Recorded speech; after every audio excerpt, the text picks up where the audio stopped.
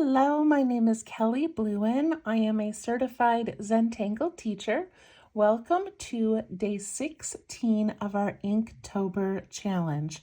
Throughout the month of October, artists all over the world are participating in Inktober, where we put pen to paper or paint to paper or do something creative every day for 31 days.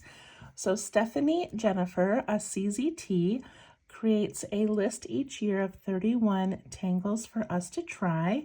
And this is day number 16 of that challenge. So what I'm doing is showing you how to create the tangle, and I'm doing mine on these little bijou tiles from Zentangle.com. They are 2-inch by 2-inch paper tiles. After I show you how to do it, I'm then going to add it to this compilation piece, where all 31 tangles will eventually fill this beautiful space. So if you are new to this, just grab some scrap paper, grab a pen, a pencil, and enjoy. I'm using my Sakura Micron pen, a graphite pencil, and a blending tool. And my large piece is just an 8.5 by 11 piece of cardstock. Okay, here we go.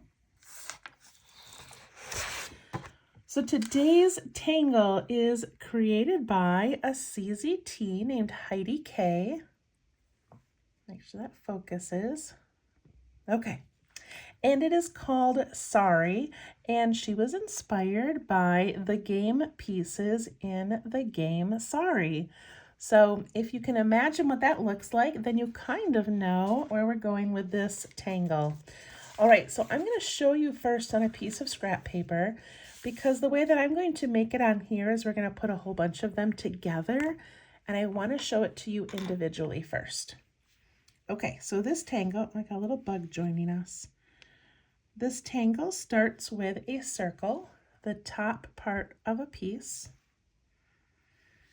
and then underneath that we put in this pointed oval or seed type shape.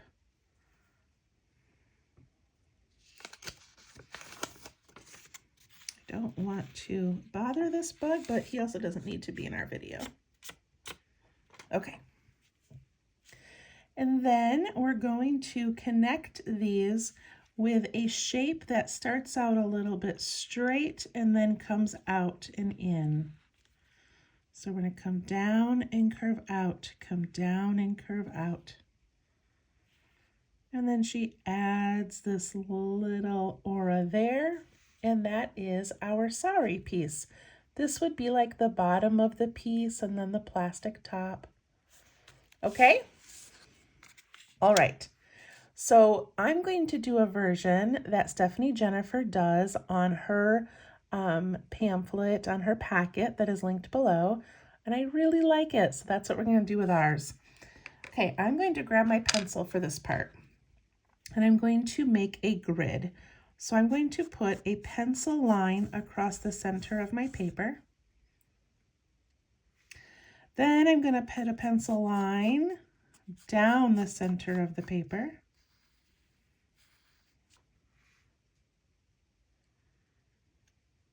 And then I'm going to put one going to each corner.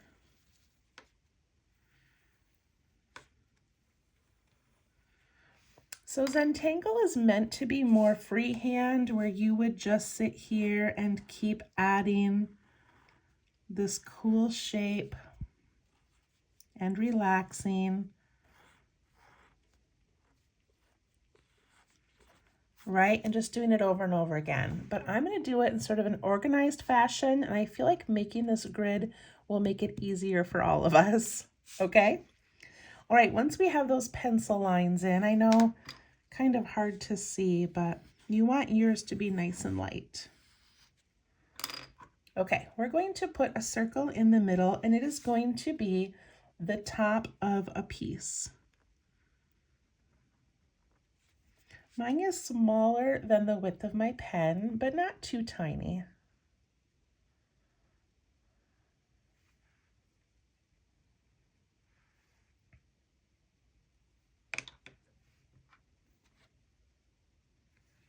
Then I'm going to go back to my pencil and add one more thing. I'm going to add a circle with my pencil. And I'm not concerned about having a perfect circle, but I am going to play with it for just a minute to get it sort of even.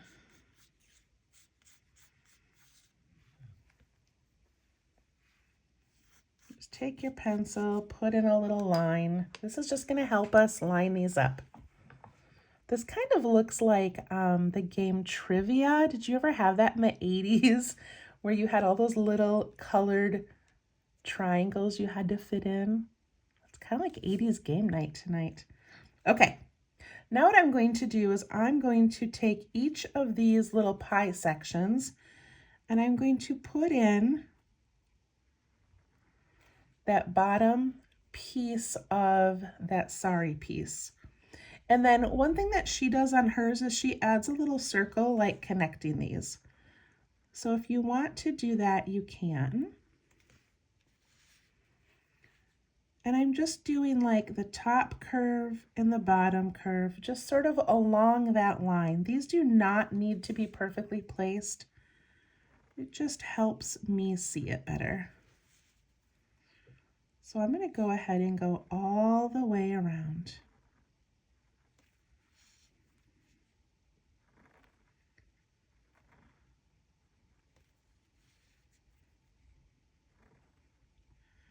And some of mine are wider than other areas, and it's okay.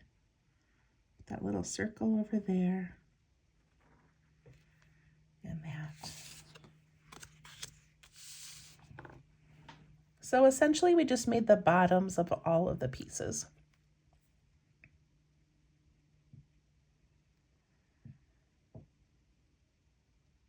Okay, all right. Now we need to put in that top shape, which remember, it kind of curves in and out, and maybe even a little longer, maybe not so short there.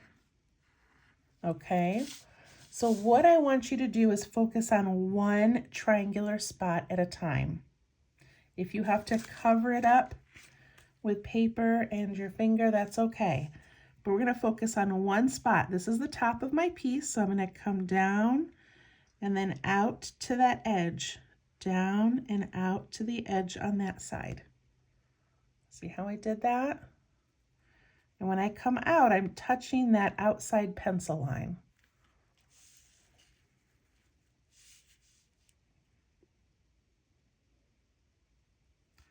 And now I'm going to cover again so my brain doesn't get distracted with the other lines happening.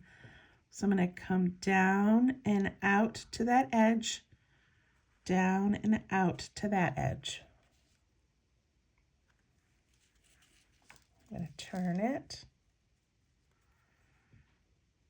down and out, down and out. I didn't quite make it to the edge, and it's okay, it still works.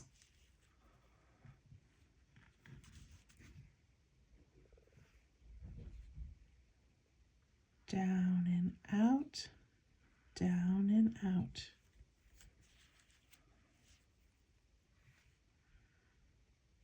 Down and out,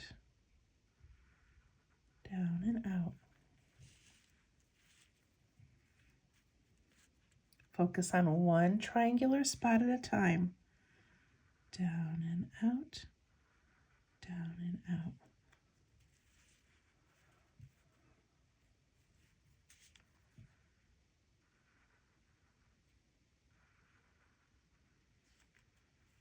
And look, some of mine are really crooked. It doesn't matter. This is a pattern. We're not trying to make actual game pieces here.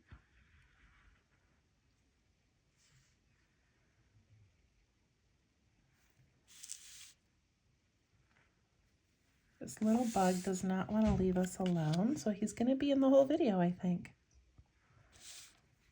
Okay, so look at how cool that turned out. Isn't that really neat? And this is what I think Rick Roberts from Zentangle would call a meta pattern. I think that's what he calls it. When you take a pattern and once you put it together with other ones, it makes like its own whole new pattern. I think that's pretty cool. Okay, we're gonna add these little auras.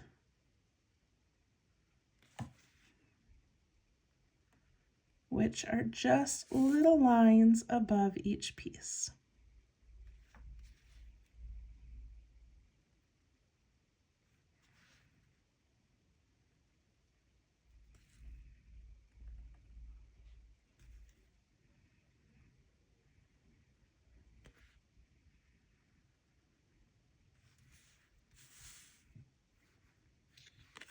I keep trying to find the top. I can't even tell.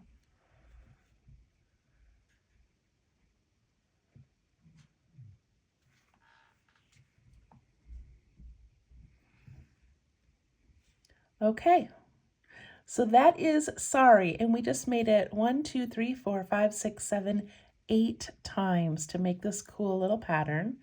And now you've got some options. So now it's basically done. But if you want, you can add some designs inside these little striped areas here. So maybe you want to fill it in. Maybe you want to do some little circles or zigzags. You could also add patterns inside these little bottom parts. You could add some fun things inside the game pieces or in the areas in between. So one thing that I kind of wanted to do was to fill these in with black ink, like that background area, or with striping. But I think, I don't know. I don't know what I want to do. I think I'm just going to leave them empty for this, and maybe on the compilation piece, I'll do something in the background. But this one, I just want to show you the basic shape. So I'm just going to leave it like that, okay? All right, I am going to do something in these bands though, because one of the examples I saw had that method that we've done before where you start shading from each end, but then you leave like a little jagged edge in the middle, and it gives us like a band look with a little bit of a reflection. And I'm not saying that the pieces of a Sorry game have this, but it adds kind of a cool effect to this tangle. So you just start inking, and then you get towards the center and you stop and leave a little jagged edge. And then you start from the other side, head towards the middle, and stop with a jagged edge. For some reason, that jagged edge is key to making it look like a little reflection.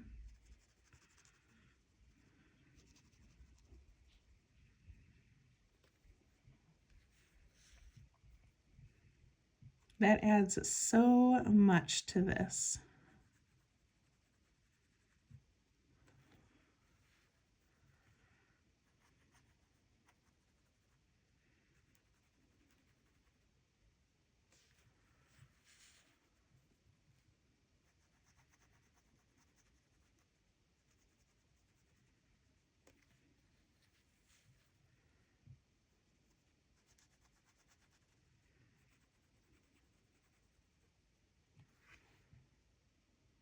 There we go.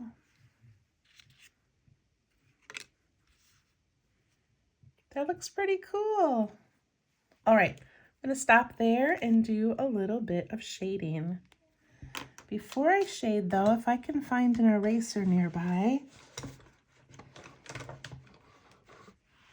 I'm gonna erase my pencil lines and hope that all of my ink is dry so I don't smudge it.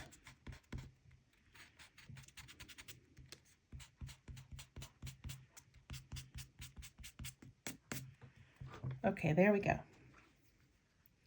All right, to shade these, I'm going to put a little bit of graphite on the inside edge of each one. So this inside edge. And what I'm hoping that does is kind of rounds out this piece a little bit and makes each piece look like it has, you know, a part that's sort of up towards the light more, and then the sides kind of,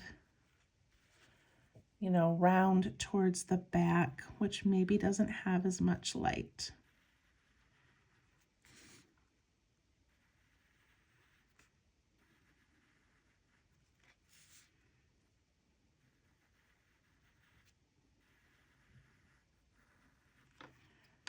Okay, grab my blending tool, and I'm just gonna soften that and push it out a little bit on the sides.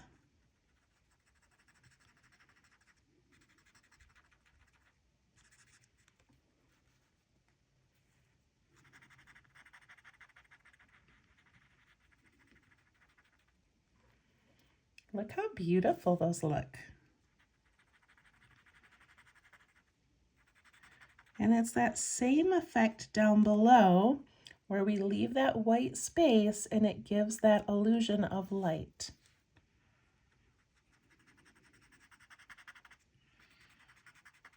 Pushing this towards the middle of the piece, but we're leaving the middle area nice and bright.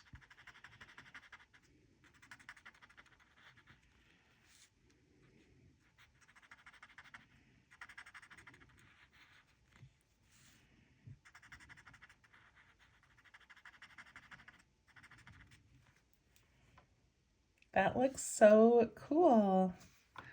All right, and then I'm also going to add a little bit, I don't know the correct way to shade this bottom part, but I'm just going to put a little bit on each little corner of those seed type shapes. And I'm just going to do the same thing that I've been doing where I give that little bit of a push and leave that center bright. Even though if these were actual bottom pieces of a game, it would be totally dark or shaded differently, but since it's a pattern, we can do whatever we want, right?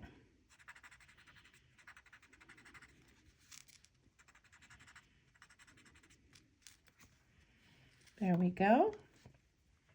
And I know the middle is the top of our piece, but I like to give my circles a little reflection. So I'm gonna do that even though it's meant to be part of the piece of the game.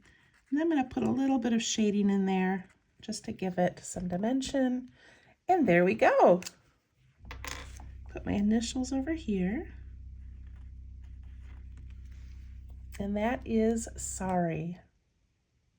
That was a fun one. I enjoy that one. I enjoy anything that we can repeat pretty easily. Okay. So now we're going to add it to our larger piece. Here we go. All right, look at how big this is. Look at how full it's getting. We've recently done a couple of these grid patterns, which are very like, you know, structured and compact. And then this one is kind of flowy. So we've got lots of options, and I don't ever want you to think you have to do what I'm doing, but you could just make these individually and just kind of place them in different areas. You could even aura them, and that would look really cool. But I love this configuration so much that this is what I'm going to do on my piece. Now I just had to figure out where I want to do it at. So I kind of like the idea of up here because we have all of the straight edges. That would look kind of cool. But I also like the idea of tucking it in right there. I feel like down here it might be too big, so I think I'm gonna put it right here.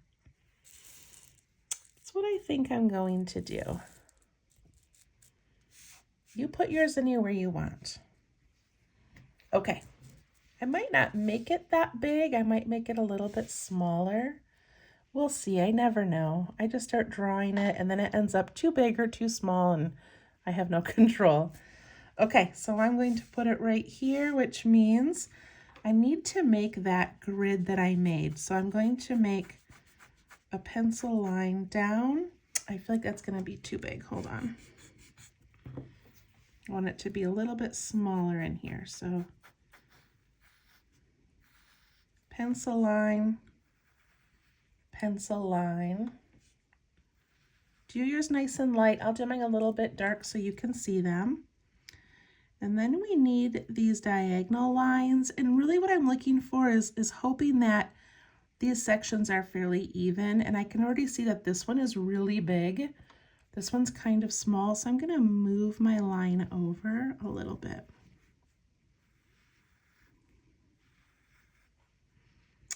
Good enough, right? I also want to put in that outside circle. So I'm going to do the inside circle first with my pencil still. And then I like putting in that outside circle because it helps me line up those bottoms. So again, doesn't have to be perfect, but I kind of like this pie grid that we've got going on here.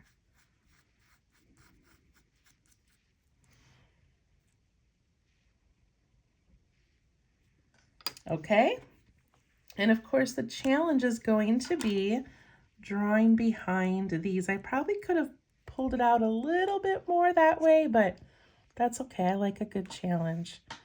Okay, I'm gonna first ink in the center circle.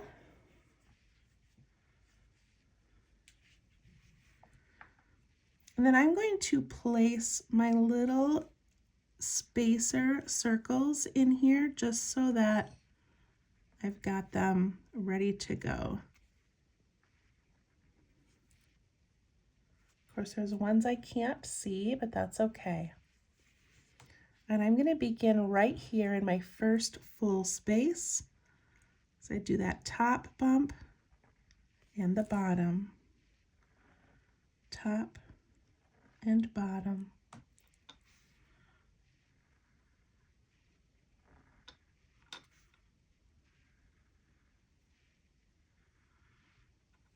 And I want you to notice this one's really tiny, this one's really large. It's okay.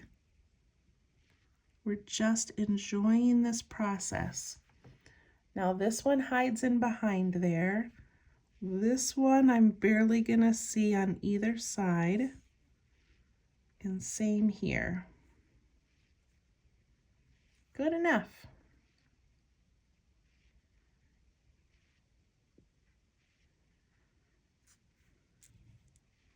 Now I'm going to focus on one triangular area at a time. I'm going to come down and bump out to that edge, down and out to the edge of that piece.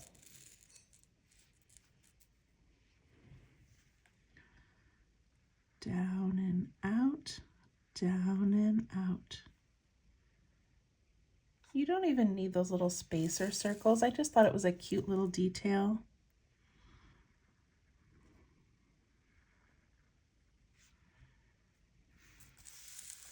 So I don't make you dizzy. I'm going to draw sideways and upside down, but you go ahead and turn your piece to make yours work.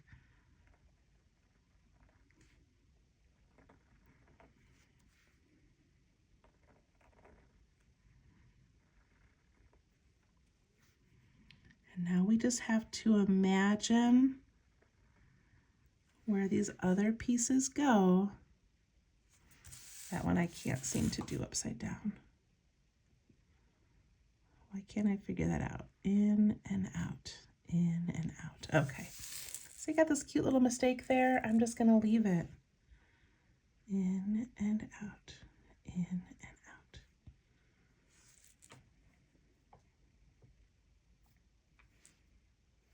And now, since I made the, okay, now it's gonna focus funny. There we go. I made the tiny little like line here on accident, and I'm just gonna show you, like I could just ignore it, it doesn't matter.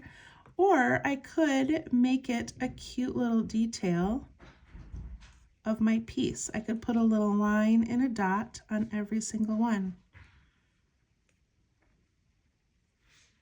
See, like it doesn't matter.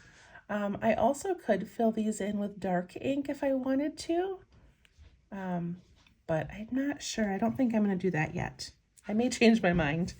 Okay, I need to put in this little aura, this little line above the bottom part.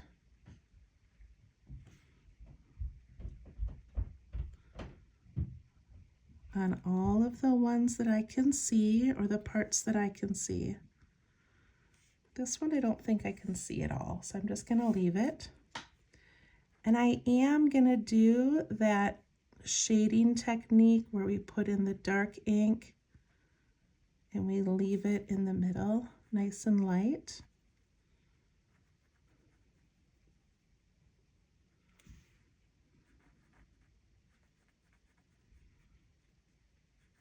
I think Aqua Fleur was the first Tangle that I saw this technique on, and it was so cool.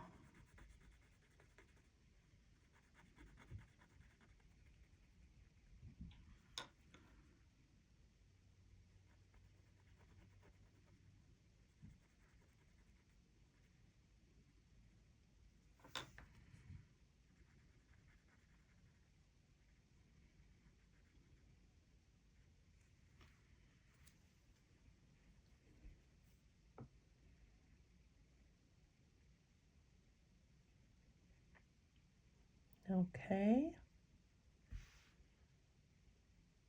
And then for this one, I'm going to ink in this center. You don't have to do it. Watch me first and see if you like it. But I just think I need a little bit, maybe I'll leave a little reflection in part of it.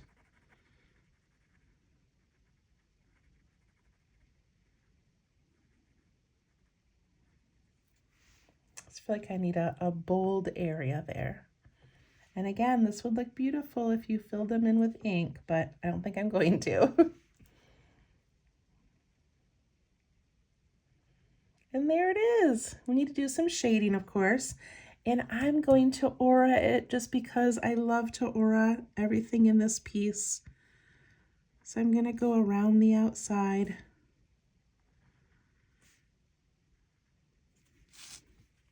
Kind of using the side of the tip of my pen. It gives me a little bit wider pen line. I like that.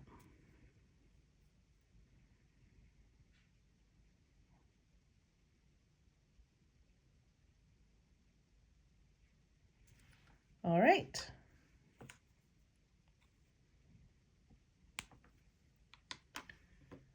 I'm going to use my pencil to erase the pencil lines that are in here. Use my eraser to erase the pencil lines. I don't know if I said that correctly.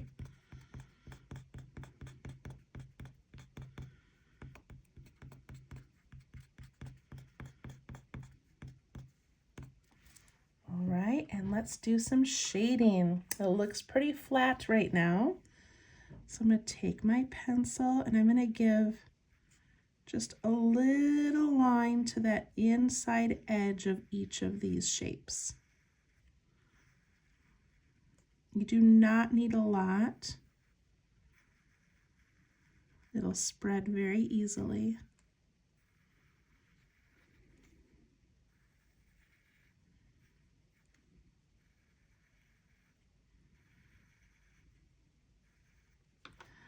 Just realized I forgot one of my little bands here. And I know sometimes when you guys are watching me, you notice those mistakes and you're like, fill it in, fill it in. Okay.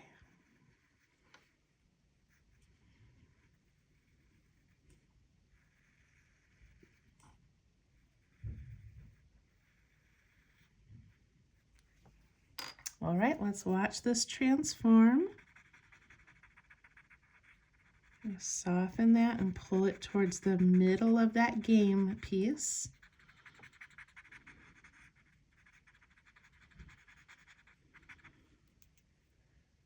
Beautiful.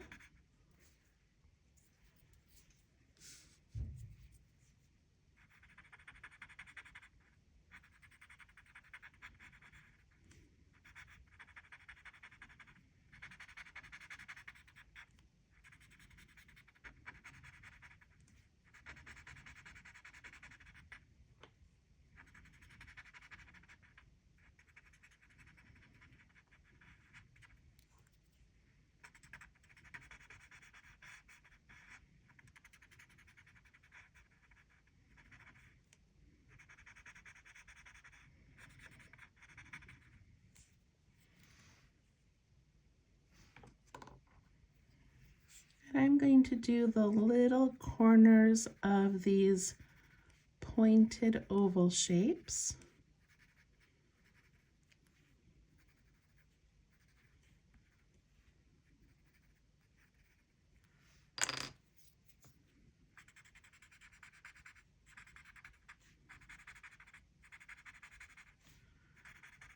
So all of these tangles are meant to be played with.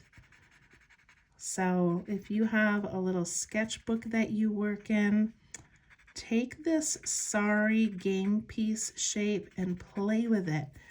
Maybe make the same kind of a shape but point them outward. So all of these bottoms are in the middle and they point out to the ends.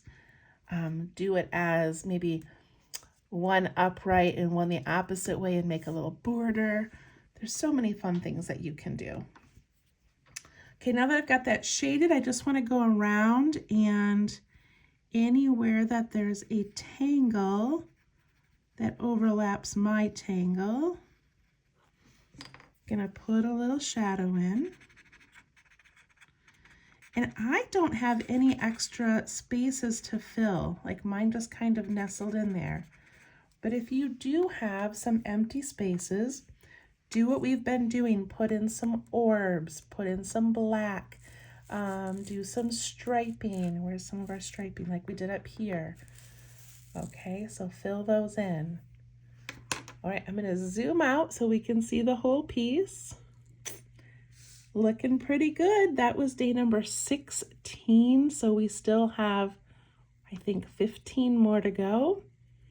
And I think we're doing pretty well in our spacing. So good job, everybody, and we will see you tomorrow. Thanks. Bye-bye.